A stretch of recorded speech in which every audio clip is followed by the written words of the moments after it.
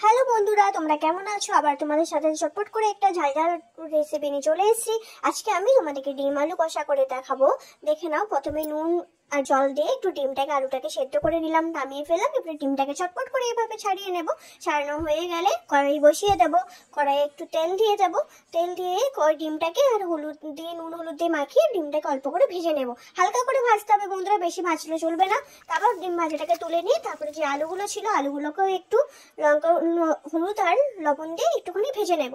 ভাজা হয়ে গেলে ওটাকে তুলে নিলাম, কড়াই বসিয়ে দিলাম, দিয়ে দিলাম তেজপাতা, একটা শুকনো লঙ্কা, গোটা এলাচ, গোটা দারচিনি আর একটু লবঙ্গ, তার সাথে সাদা জিরে একটুখানি। আর এই যে পেঁয়াজ আর বাটা রেখেছিলাম আর টমেটো আর কাঁচা লঙ্কা একসাথে পেস্ট করে নিয়েছি, এটাকে ভালো করে কষিয়ে নেবো। তার সাথে জিরে গুঁড়ো আর কাশ্মীরি লঙ্কার গুঁড়ো দিয়ে ভালো করে কষিয়ে নেবো মশলাটাকে। তারপরে আলু আর ডিমটা যেটা ছিল ওটাকে দিয়ে দেবো, সামান্য একটু গরম জল দিয়ে হয়ে গেল আমার ডিম কষা রেডি। তোমার যদি ভালো লেগে থাকে অবশ্যই একটা লাইক করে দিও।